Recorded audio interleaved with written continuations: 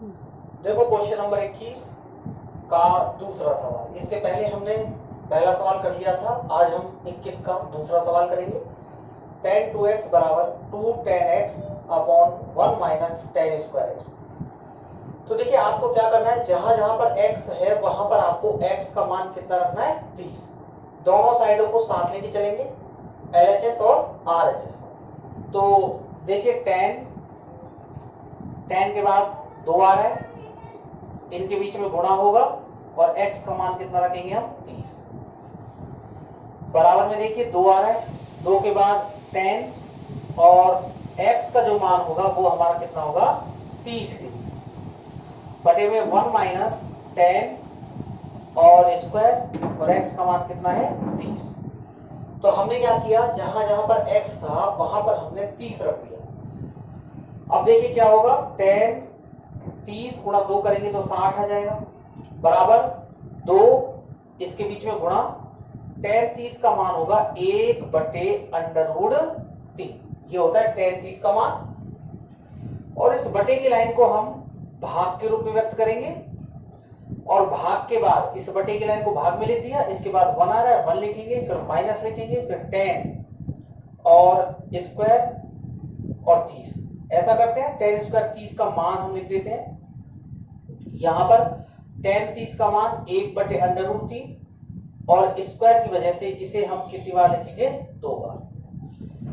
तो इस प्रकार से देखिए हमने यहाँ पर tan 30 का मान 1 बटे √3 रख दिया, और यहाँ पर भी हमने tan 30 का मान 1 बटे √3 रख दिया, परंतु यहाँ पर इसको हमने 2 बार लिखा क्योंकि यहाँ पर स्क्वायर दिया हुआ है। अब देखें हम, tan 60 का मान होता है √3 बराबर 2 एकम 2 बटे में √3, भाग का चिन्ह, 1 माइनस 1 का गुणा 1 में करेंगे तो 1 आएगा, और √3 का √3 में गुणा करेंगे तो 3 आएगा। तो देखिए LHS में आपके पास √3 आ ही गया। इधर चलते हैं, 2 बट्टे √3 और भाग में हमारे पास है 3 एकम 3, और ये माइनस है इसीलिए हम इसे 1 को घटाएंगे। तो देखो 3 गुणा 1 करेंगे 3 एकम 3, और 3 में से यदि हम 1 को घटाएंगे तो 3 में से 1 गए तो 2 बटे में 3। अब क्या करना है आपको, √3 इधर चल ही रहा है, बराबर 2 बटे √3 और भाग को गुणा में बदल दीजिए। जब भाग को गुणा में बदलते हैं तो ये जो नीचे वाली संख्या ऊपर चली जाती है और ऊपर वाली संख्या नीचे आ जाती है। 2 से 2 कट जाएगा, हमारे पास कंडीशन आ रही है RHS की 3 बटे √3, और यहां पर हमारे पास कितना √3, देखिए आगे √3 बराबर ये LHS का मान है हमारे पास, और यहां पर है 3 √3। अब आप क्रॉस मल्टीप्लाई कर दीजिए, √3 का √3 में यदि हम क्रॉस करेंगे, गुणा करेंगे तो हमारे पास 3 आ जाएगा, और यहां पर हमारे पास कितना है, 3। अतः हम कह सकते हैं LHS बराबर RHS। अब देखिए क्वेश्चन नंबर 21 का तीसरा सवाल। sin x बराबर √ में 1 माइनस cos 2x अपॉन 2, और आपको क्या करना है, x का मान कितना रखना है, 30 रखना है। दोनों साइडों को साथ में लेके चलेंगे, या आप चाहो तो पहले LHS बाद में RHS निकाल सकते हैं। हम दोनों साइडों को एक साथ लेके चल रहे हैं। तो देखो sin, और जैसा कि आपको x का मान कितना दे रखा है, 30, तो यहाँ पे x की जगह आप 30 रख दीजिए, बराबर √1 माइनस cos 2, और 2 के बाद x का मान जिसे हम गुणा में लिखेंगे, और x का मान आपके पास है 30, बटे में आ जाइए, बटे में 2 लिखा हुआ है।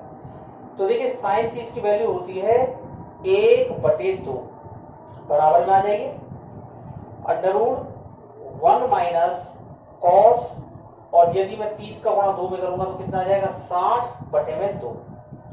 अब ये तो ऐसे ही चलता रहेगा मान, क्योंकि ये हमारे पास 1 बटे 2 आ चुका है। यहां पर देखिए √ में 1 माइनस cos 60 का मान वही होता है जो sin 30 का होता है, यानी 1 बटे 2, और बटे में भी हमारे पास कितना है, 2। आगे देखिए ये हमारा ऐसे ही चलता रहेगा LHS, बराबर 1 में से यदि हम 1 बटे 2 को माइनस करेंगे, या 1 में से हम आधा घटाएंगे, तो हमारे पास आधा ही बचेगा। 1 में से 1/2 गए तो 1/2 बचा। कैसे देखिए, 2 1 कम 2 और 2 में से 1 गया तो 1 और बटे में 2। और ये जो बटे की लाइन है इसको भी लिखेंगे। और मैंने आपको बता रखा है कि ये बटे की लाइन किस में लिखी जाती है, भाग में। तो भाग में ये वाला 2 हम लिखेंगे। देखिए एक बार फिर से, 1 में से आधा गया तो आधा बचा, इस लाइन को भाग में लिखा, बटे में आ गया 2। बटे का मतलब इस लाइन को हमने किस में लिख दिया, भाग में, और इसके ऊपर क्या लगा हुआ है, अंडर। भिन्न बनाने के लिए इसके नीचे हमने 1 लगा दिया। आगे देखिए, बराबर ये हमारा ऐसे ही चलता रहेगा, √1/2 और भाग को गुणा में चेंज कर दीजिए तो 1 ऊपर चला जाएगा, 2 कहां जाएगा, नीचे। आगे देखते हैं, LHS की वैल्यू हमारे पास ये आ गई, इसका मतलब हम 1/2 लिख देते हैं, ये LHS की वैल्यू हमारे पास। और RHS में देखिए आप 1/2 और 1/2, इसका हमें वर्गमूल लेना है, और वर्गमूल में दोनों समान संख्याओं में से यदि हम एक संख्या लेंगे तो ये अंडर रूट हट जाएगा। तो LHS की वैल्यू 1/2 और RHS की वैल्यू भी 1/2, इसलिए हम कह सकते हैं LHS बराबर RHS। तो ये था क्वेश्चन नंबर हमारा 21 का तीसरा।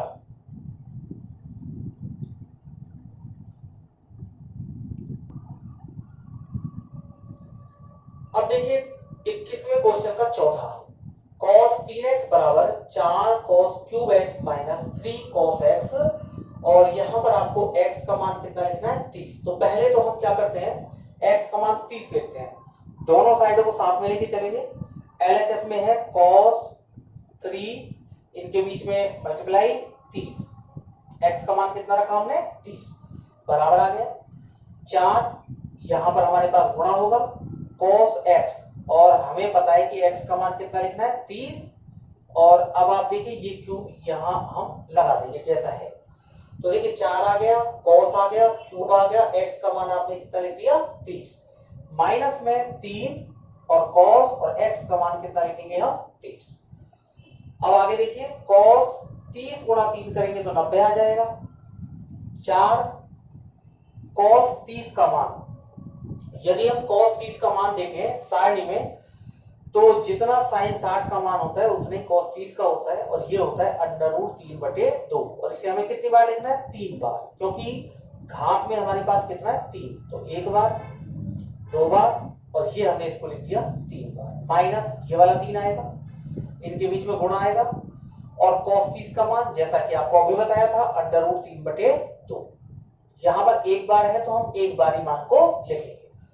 cos 90 का जो मान है वो कितना होता है, 0, 2 × 2 4 होता है, 4 से 4 कैंसिल हो जाएगा।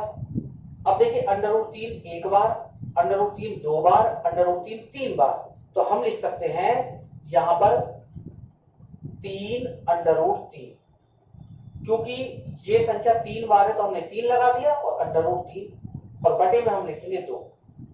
आप गुणा भी करके देख सकते हो, √3 में √3 का गुणा करके 3 आएगा, और √3 का √3, माइनस यहां पर भी इन दोनों का गुणा करेंगे तो 3√3 बटे में 2, ये मान प्लस का, ये माइनस का, समान हमारे पास संख्या है और चिन्ह कैसा है, अलग अलग, तो ऐसी स्थिति में संख्याएं कट जाती हैं तो 0 बराबर 0, हम कह सकते हैं LHS बराबर RHS।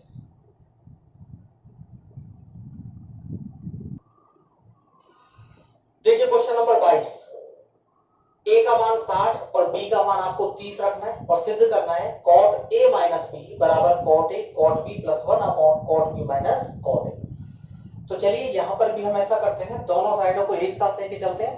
तो देखिए यहां पर cot आएगा, a का मान आपके पास कितना है, 60, और b का मान हमारे पास कितना है, 30, तो हमने a का मान 60 रख दिया, b का मान 30 रख दिया, बराबर में cot, तो जैसा कि आपको a यहाँ पे आ रहा है, a का मान आपके पास 60 है तो हम यहाँ पे 60 लिखेंगे, इनके बीच में कोई चीज नहीं है, गुणा लगा सकते हैं, cot और b का मान हमारे पास कितना है, 30, प्लस में 1, अब बटे में आ जाते हैं, cot b का मान देखिए आपके पास कितना है, 30, और माइनस cot a, और a का मान हमारे पास है 60, तो a के स्थान पर में 60, तो जहां जहां a था वहां हमने 60 रखा, और जहां पर b था वहां पर हमने 30 रखा। देखिए cot 60 में से यदि मैं 30 को घटाऊंगा तो कितना बचेगा, 30, और इधर आ जाइए यहां पर हमें cot 60 का मान लिखना है, और cot 60 का मान होता है 1/√3 गुणा cot 30 का मान होता है √3, और प्लस में कितना लिखा हुआ है 1 बटे में आ जाइए। cot 30 का मान आपको अभी बताया था √3 माइनस, और cot 60 का मान हमारे पास कितना होता है, यहां से हमने देखा था 1/√। वापस LHS पे आ जाइए। LHS में cot 30 लिखा हुआ है, और cot 30 का मान कितना होता है √3 बराबर में। देखिए ये दोनों आपस में कैंसिल हो जाएंगे क्योंकि गुणा में है, तो हमारे पास 1 बचा, यहां भी हमारे पास 1 बचा, बटे में आ जाते हैं। √3 से √3 को गुणा कीजिए, 3 आएगा, और 3 में से 1 को घटा दीजिए, क्या बचेगा 2, और बटे में √3। दोबारा देखिए, √3 में √3 का गुणा करेंगे 3 आएगा, 3 में से 1 घटाएंगे और हमारे पास कितना बचेगा 2, और बटे में √3। आप ले से लेके 20 को हल कर सकते हो। अब देखिए आगे यहां कर लेते हैं √3, ये LHS का मान हमारे पास। अब RHS में देखिए, 1 में 1 को जोड़ेंगे तो हमारे पास 2 आ जाएगा।